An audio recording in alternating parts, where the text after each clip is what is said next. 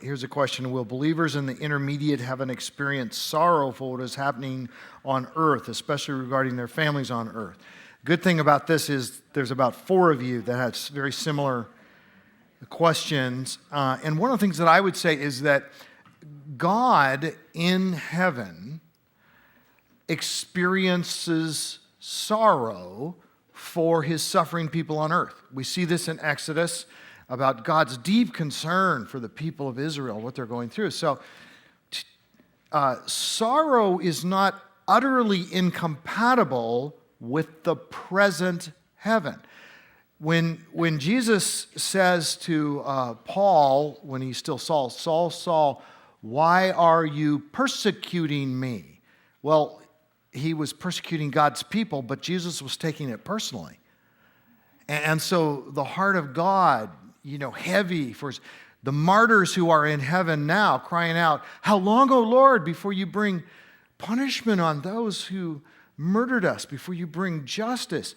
So the promise for no more sorrow, no more death is in the world where there is no more sin. That promise comes in Revelation 21:4. That is in the new heavens and the new earth, not the present heaven where there is sorrow, because God sorrows. You see some, at least, sense of recognition, at least, of sin and evil and suffering in the world from the martyrs. Now, are people in heaven happier than people on earth? Absolutely. To depart and be with Christ, the perspective-giving nature of that, is great. But I think a lot of people argue the wrong way because they say, well, no one in heaven could possibly know what's going on down on earth because they'd be overwhelmed with sorrow. But God's in heaven. He's not overwhelmed by sorrow. God is a happy God. Enter into your master's happiness.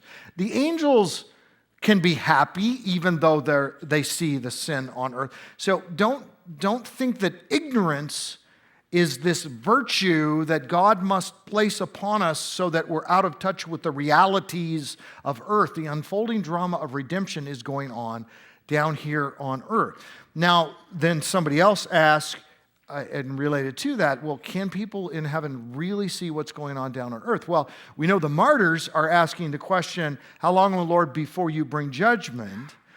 They're not asking, Lord, have you yet brought judgment down there on earth on these people? No. How long before you do? Meaning they know he hasn't. See, the implication is they know what's going on. And they're saying, well, why haven't you yet brought judgment? So there's knowledge. Luke 15 is an example of a passage where you have the lost coins and the lost sheep. And twice in Luke 15, before it gets to the parable of the lost son, the prodigal son, twice it says there is rejoicing in the presence of the angels of heaven whenever a sinner repents. Now, it's very interesting, that language, because it would have been very easy for Jesus to say, and the angels rejoice, the angels in heaven rejoice every time a sinner repents, but that's not what he says. He says there's rejoicing in the presence of the angels. Well, God's in the presence of the angels. God's everywhere else too. God's rejoicing. But who else is living in the presence of the angels? The people of God who have died and gone to be with the Lord. So there is rejoicing in the presence of the angels, not only by the angels, but in the presence of the angels, presumably by the people of God. And many of those people will have prayed for this person who has repented and come to faith. So that would be an example of people in heaven knowing what's going on down on earth. Now, in that case, knowing a very good thing that's happened on earth. But could people in heaven have known when that person wasn't loving Jesus and following Jesus? Could people in heaven have prayed for the person on earth? Yes, by all means. I mean, that's really what the martyrs are doing. I mean, in a sense, they're interceding for all those who are suffering under the persecutors. Lord, bring judgment on them so that other people don't suffer. That's a way of of prayer. Do not get this confused. We're not talking about us praying to the saints in heaven. That's a totally different thing. There's only one mediator between God and men, the man Jesus Christ. You only pray to him. You don't pray to saints in heaven. Okay?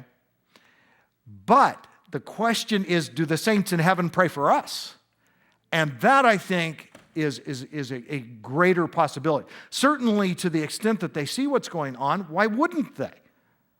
I mean, righteous people who love God, pray, and they intercede for those in need. So righteous people in heaven would be more effective in their prayer.